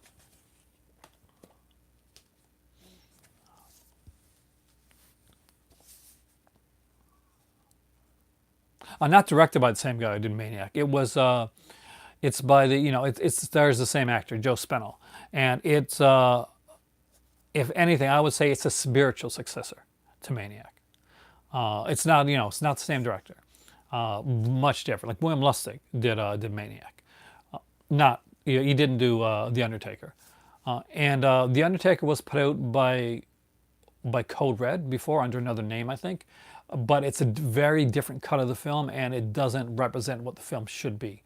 So if you do have that edition of the film, get the Vinegar Syndrome edition. That is the way that film should look and the way that film should be cut and seen.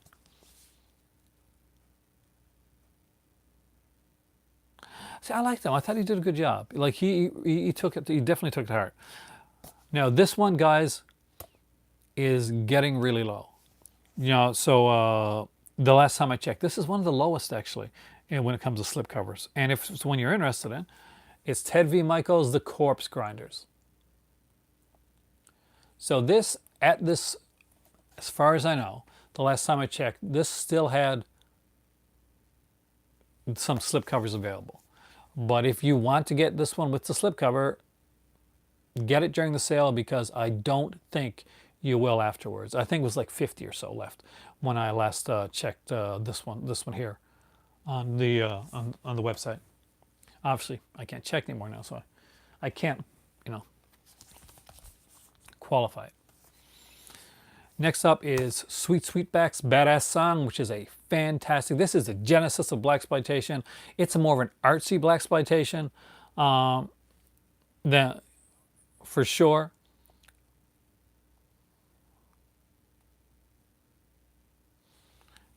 but it's a really good film, uh, very different. And I'll be honest with you, as a lover of the blaxploitation genre, you can pick up any one of the blaxploitation films that's in the Vinegar Syndrome catalog, any one of them, and you are picking up a blaxploitation film that should be in your collection if you like blaxploitation. Every single one of their blaxploitation releases, their Blu-ray blaxploitation releases. I do. I have actually seen it a couple of times. I actually like the docudrama. Uh, is a must. Is not like Penitentiary 1 and 2. Would I consider those musts in the black? I would definitely consider them musts in the blaxploitation genre. Welcome Home, Brother Charles. MMA. The Candy Tangerine Man, very much so.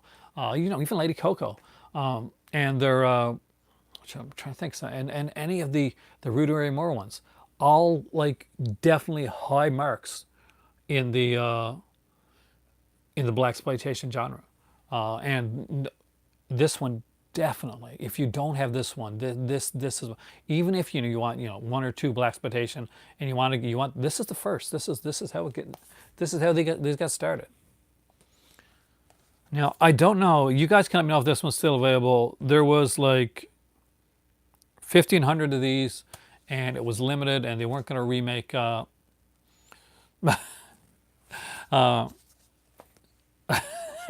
weren't going to remake it. They weren't going to put out this one on standard edition. But this is Deadly Daphne's Revenge, which may be able to print. I didn't see this on the website, I don't think. Is it there? If it is, it's fun. Don't go in expecting like a really big rape revenge film. I will tell you one thing though. Tonight, it's out of print. Thanks, Ryan. I watched, what's the name of it again? I Spit on Your Grave. Is it Deja Vu? Is that the name of the film?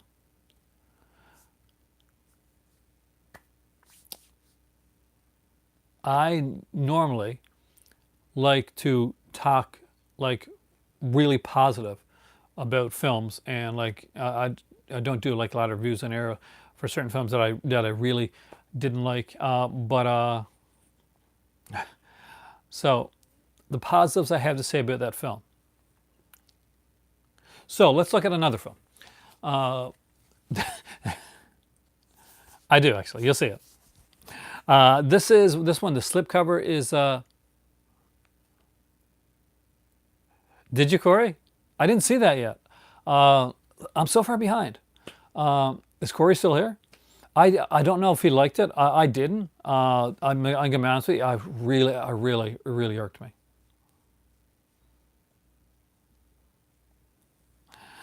It's just it. The acting was so, and it seemed like they threatened me by setting up for a third. Yeah. I hate to say this, but the remakes sequels were better. Terror, Norman J. Warren again. I thought this was a really fun release. This is, the slipcover's gone now, so if you get it, this is what it looks like.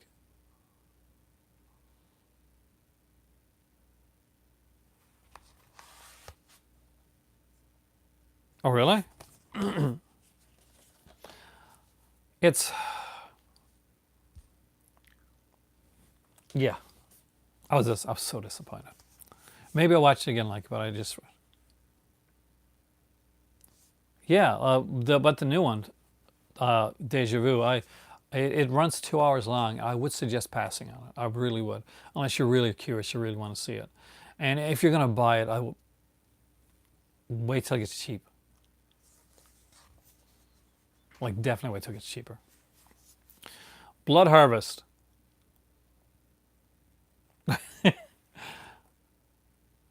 Super. I love the slip, by the way. This is like insane. I actually do really love that film. You guys know I do anyway. It's a crazy film, but I love it. Here's one you want to see, Bloodbeat. Bloodbeat is actually kind of cool. This is like a different film. In a way, I guess this is kind of a Christmas or Thanksgiving style film. Basically, I think it's a Christmas film, right? Because she's coming home for a holiday. There's a ghost samurai in this film. I'm not joking. That's the thing. Thanks, B-movie. Yeah, so she's coming home. Weird film. I really enjoyed it. Just like super weird film. There's like apparently a 28-minute silent version that I've never watched on here, which I should probably check out down the road. You know, this one, I think, yeah, Warlock. Actually, I talked about that at the first of this video, the VSA label, the Vinegar Syndrome Archives label. Very excited about that. Very, very nervous because I've got the ones that I want already picked out, and it looks like they're premiering the label during the halfway to Black Friday sale.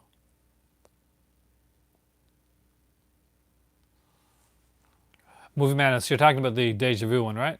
Yeah, it's one like I rarely would say don't pick up a film, but unless you're really curious, I wish, because I think Camille Keaton is a lovely lady, but that film just did not help her. I don't think so anyway. It's just my opinion. My Chauffeur. Again, this is one of the beautiful slipcovers that actually has gone out now. Oh, Satya, thanks for helping me out, B-movie. Have a great evening there, and I'll see you in the next stream. My Chauffeur, again, fantastic film. Deborah Foreman, gotta love her. A.C. Stevens, Orgy of the Dead. Do you have it? You should. This is really good. This is a really good film. Oh, yes. I really liked Scalpel, Jesse. You too, man. Scalpel is a Southern Gothic, and it stars Judith Chapman in dual roles as a daughter and someone else. And it's one of those films. Basically, it's one of those films where a character disappears, maybe dead, and another character is brought in to basically take over the role of that character. It's a bit twisted. It's definitely a real. Judith Chapman sells it, and she plays both roles very differently. So she does a really great job with it. I would recommend Scalpel. Oh, My Chauffeur's fantastic. People miss out on that one, and they really shouldn't. It's a fantastic title because it's not horror, it's not anything like that, but it's very. Definitely, let me know what you think of it. Great features on it as well. Scalpel was one of the ones, Jesse, that I got for Christmas this year. And it's probably one of the ones I wanted most, actually, to be completely honest with you, the newer Arrow stuff. Orgy of the Dead, get this if you don't have it, and get Fugitive Girls, the other A.C. Stevens films. Actually better than this, but this is actually kind of fun. It's so weird. It's hilarious. I kind of cried. I don't know if it's supposed to be. I don't think it's supposed to be as humorous as it is, but it is. Norman J. Warren's Prey. Again, you guys know I love this film, so I don't really need to go into it any further than that. I actually love that film. Now, some of these here, the slipcovers are gone up. The movies are still available. Unlike Deadly Daphne's Revenge, where basically that one's gone out. Yes, he is actually. And I'm glad you asked that, Jesse. Frank Henenlotter and Rudolph Gray, who's the Ed Wood biographer. So say for instance, if you got Fugitive Girls, it's the same two people doing commentary on both of those. So Frank Henenlotter does commentary on Orgy of the Dead as well. And as you know, Frank Henenlotter does good commentary. And I always find his commentaries interesting. Next. Oh yeah, I got the Volunteers, but I have not listened to his commentary on it yet. Actually, I don't think I knew that he had commentary on that one. That's AGFA, right? It's definitely a good background movie. It's a good party movie, actually. Oddly enough, it is. Psycho Cop Returns. Really, really like this one here. I didn't think I was going to when I bought this one. I got this one for the slip. And I thought, okay, if I like it, all right. But again, it's Adam Rifkin, and which is a higher director than you normally see on a lot of these titles. But what's cool about this one is basically it's way funnier than I realized, and it's way better than the original film, Psycho Cop. Like women in prison movies? Sure you do. And then you're gonna love Sweet Sugar. It's a good action movie. It's a good women in prison movie. It's a good I guess Philippine shot film. Either way, if you like any of those genres at all, you're gonna like this. Phyllis Davis, incredible in this film. She does a great job. Love this film. It's one of my most watched Vinegar Syndromes. Fun, cheesy, low budget. All of them. All of them are here. I would love to see them release it. Like, I'll be honest, Psycho Cop Returns is like heads above as a film, Psycho Cop. But as the OCD completist to me, still Warlock wants to see Psycho Cop be released. It's a fun little film, but it's not of the same caliber. But it's a fun cheesy like slasher film. But Demon Wind. Speaking of cheesy,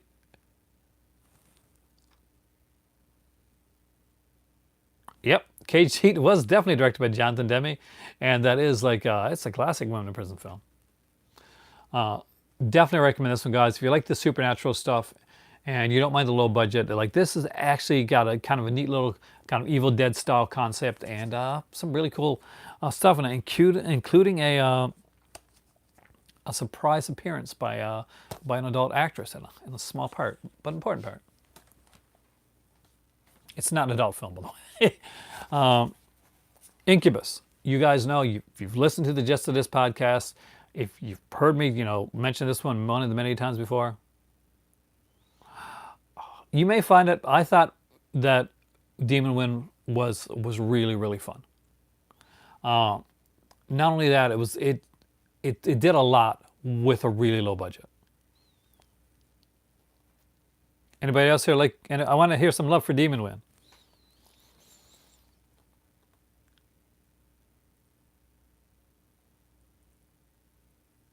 Yeah, I know. For a while, people thought the Vestron like were going to be going out of the game, but apparently, they lost some people, or they had to let some people go. That something like that. But there's still people working on the Vestron label, and that's why it's slowed down. But we should be getting announcements actually fairly soon, apparently. Incubus, 110%. Yeah, this is my channel approved. As if you want to go on like one, I really did like this film. We got Kerry Keane, John Cassavetes, and Ari Horlock, and John Ireland.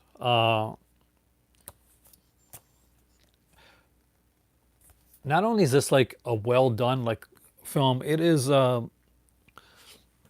if you're like into like oh no, that's a different movie you're thinking of. Demon Seed's a different one. This is a very well shot film. Cinematically, this is extremely well done. There is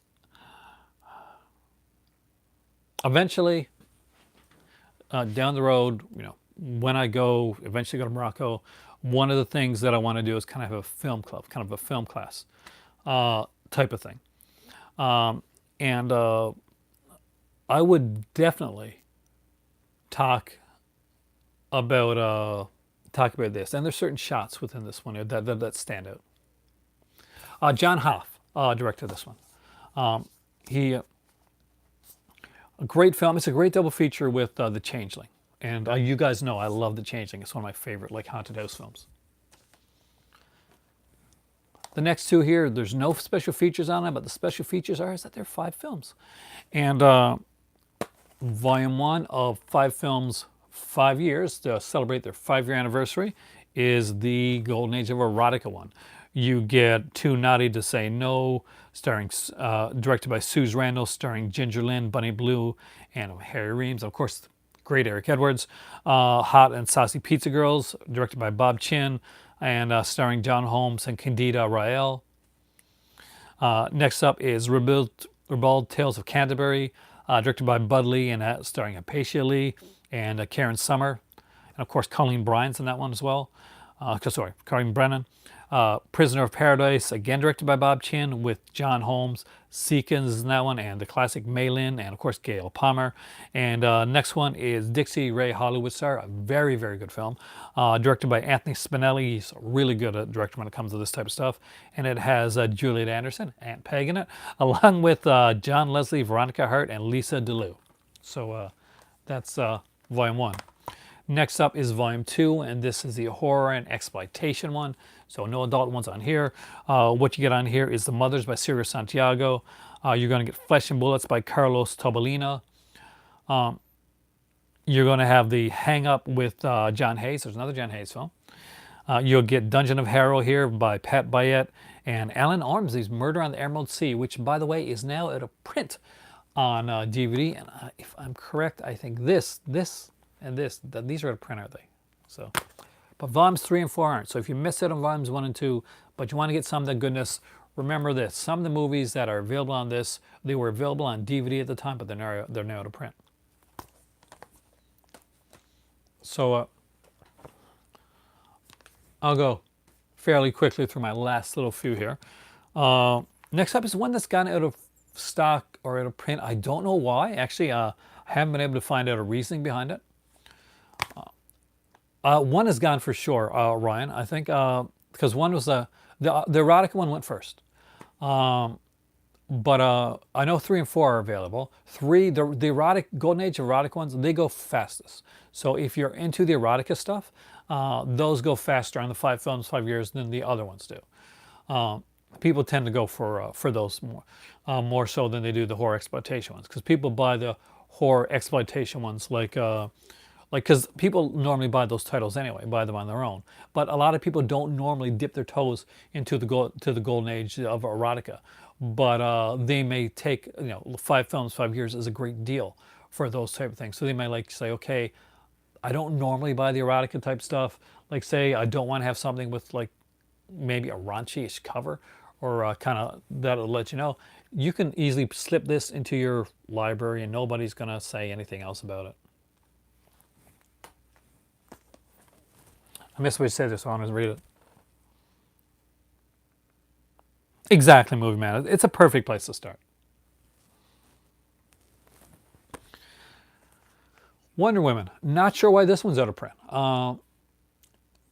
I thought this was going to be like a regular release. It didn't say originally that it was going to be like, but it does show it's out of stock. I don't know if that means it's not coming back. Maybe there was an issue with the release that I'm unaware of. But it just keeps saying out of stock. Maybe that just means they're printing some new ones. Like hopefully for people that don't have it, that means they're printing some new ones. If not, really, it's I'm sure it'll come up. Splatter University. This won't be on the sale more than likely, but I do really enjoy this one. Yeah, normally Ryan, the only thing that like goes out of stock and stays out of stock, they'll let you know. Like Vinegar Syndrome, they tell you when it's a limited edition. When they give you like the countdown for movies, that's basically what's available in their stock right now. So for instance, if there's something that's got like a limited edition, like for instance, those are going out of stock, they're limited. We know that. But some of the other ones, like you may have like say 100 or 200, like the Taboo ones, for instance. I was worried about the Taboo films because I was going to get Taboo and Taboo 2 and 3. And I said, I would really rather wait on them, but they were down to 100 and something. So I thought, oh no. But apparently that just meant there's 100 and something that are in stock now that's going to be available, but there will be more being pressed. So, they're still available. Only like things that are like legitimately told as limited editions, or if Vinegar Syndrome will let you know ahead of time and say, okay, these movies are going out of our, for some reason or another, we're not going to be doing any more of those. They will let you know ahead of time.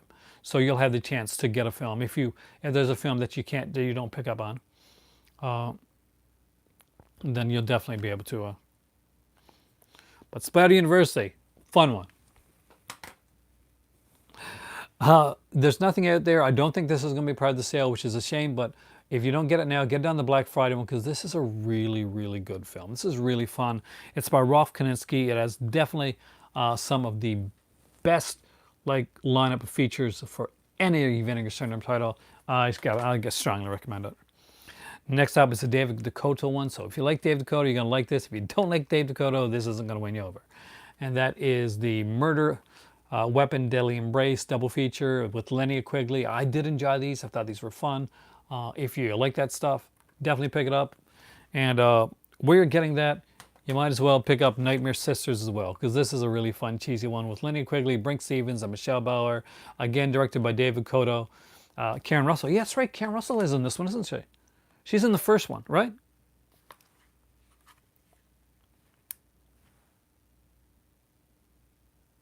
I think she's in the first one.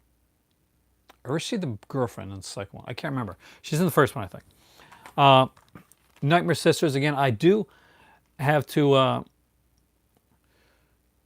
pick up the Witch Trap on during the sale because I don't have that one. And that's a really good title. Yeah, that's the thing. Vinegar Syndrome have been very transparent. We'll mention that actually for a reason, actually, at the end of the... I want to finish this off. Primeval, Lurkers, Roberta Lindley double feature. I really enjoyed this one. And last but not least is Dolomite. The one, aside from Sweet Sweetback's Badass Song, the only other blaxploitation in my collection, which is going to be severely changed during the sale. Vinegar Syndrome is a company... Hey, Brian.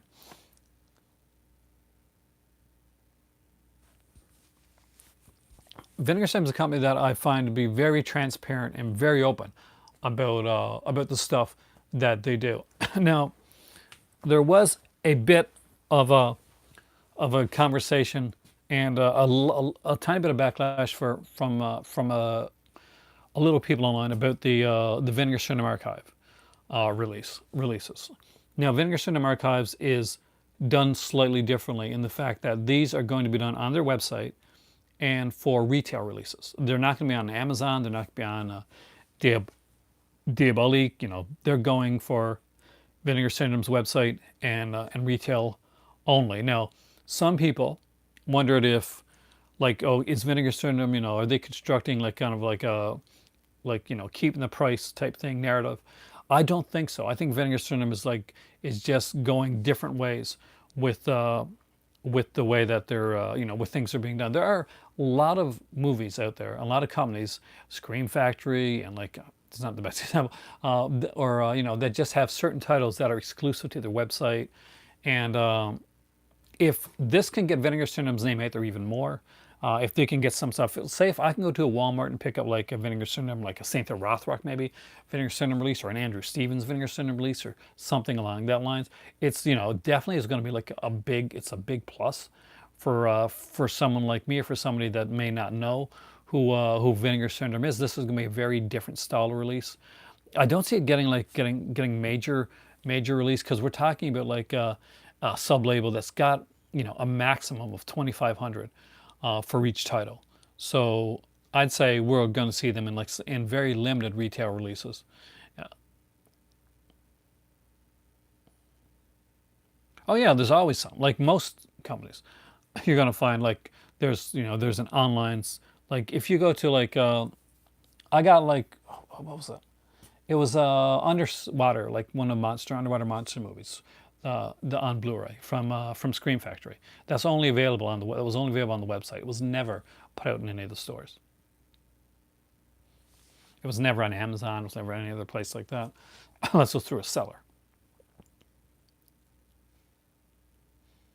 Yeah, like 88 Films is another company that does like a lot of the in-store releases and stuff like that. And like, I guess to a lesser extent, like Arrow Films have like pared down releases for like retail versions that they have. And I've recently seen MVD Rewind actually showing up at stores.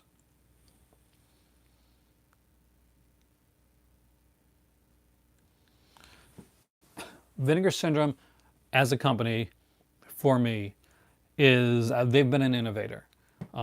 They have, you know, they put out stuff that nobody else will put out. And not just that, but Vinegar Syndrome as taking chances on films nobody else would take chances on, and they've set the bar. They're doing the monthly, they're doing the monthly releases, right? They do the monthly packages. Now Severin does monthly packages. It's fantastic. It's great that Severin also does monthly packages, but because, you know, and it can save money in the long run. But and it's a great way. It's a great promotion. It's a great way to do it. But Vinegar Syndrome started that. That was kind of Vinegar Syndrome saying this halfway to Black Friday sale. You're seeing like other companies kind of going on board. Severn's doing halfway to Black Friday sale. We're getting a lot of like halfway to Black Friday type of sales. No, but no. As far as I'm aware, anyway, Vinegar Syndrome was one of the companies that really started that. Yeah, exactly. Arrow's doing that right now on Diabolique. But for me, Vinegar Syndrome is the OG. Vinegar Syndrome, guys, has been around for like going on 6 years now. It's only been around for like 6 years, but yet they've innovated so much within that time period. Synapse, when it comes to Synapse Warlock, I find that they don't put out a lot, but when they put out something, they usually put out like a really high quality version of that something. So I got to give Synapse some slack for that, because you know there's some labors of love. Severn's website, it can be actually. Like Suspiria, for instance. Suspiria, there's a great one there, or their Demons releases, or their Argento stuff basically, and their Prom Night and curtains were amazing. So I can't I can't knock them too much for that, but I understand exactly what you're talking about. You've got to wait a while for a Synapse release. But yeah, as far as companies go, you got to remember that Vinegar Syndrome, it's been around for it's going on 6 years. Wow, has it been really that long? Well, yeah. It's been going on like 6 years since they've been around. That's not a long time. My top five labels. Vinegar Syndrome's is definitely number one. I love I do like I like Arrow Video, and I definitely like Scream Factory. They do put out a lot of good stuff. It's hard. I mean, I love it. I like 88 films, and but there's stuff like Mon Macabre and Shameless. So it really is hard. But my top three, I'll give you. I like right there. Vinegar Syndrome is definitely number one. Arrow, Criterion, definitely Criterion's there. My top three though is Criterion might be number four, but my top three is Vinegar Syndrome, Arrow, actually Vinegar Syndrome, Arrow, Scream Factory, and Criterion.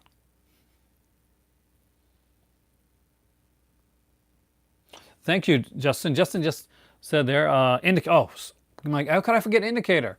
There's my top five, Jesse. Thank you. Now I got a top five. So Vinegar Syndrome just announced. Thank you, Justin, that the Vinegar Syndrome archives will be 2,000 on the web store and 500 in physical media. You're a Criterion junkie, Kubrick lover, and it shows. You know a lot when it comes to your cinema stuff. We may not always agree, but I always respect your opinion. It's a very well educated one. But there we go, guys. Another night in the Vinegar Syndrome countdown. Tonight we had some major news, and Justin came in there and just gave us some super incredible news. So now those two releases, there's 2,500 releases, but that's only 2,000 on the website and 500 in the store. MVD goes up daily for me, Brian. MVD is such a great eclectic release. It's really hard for me to do a top five because I love so many of these companies, and I'm just starting to fall in love with AGFA too. So there's so many companies to look at. Tell you what, one of these days I do like a top 10 company release, and then I'll do like my top releases for each of those companies. That'll be fun. We'll have fun with that. Guys, thank you so much tonight. I am Aaron. I am Mr. Vincent. I'm super excited about this Vinegar Syndrome sale, and hopefully you guys are too. The VSA announcement changes everything for me. I got to relook over my list and just get some stuff done. Yeah, Bruno's going to definitely need some water, man. I'm glad you remember him. He's glad you remember him.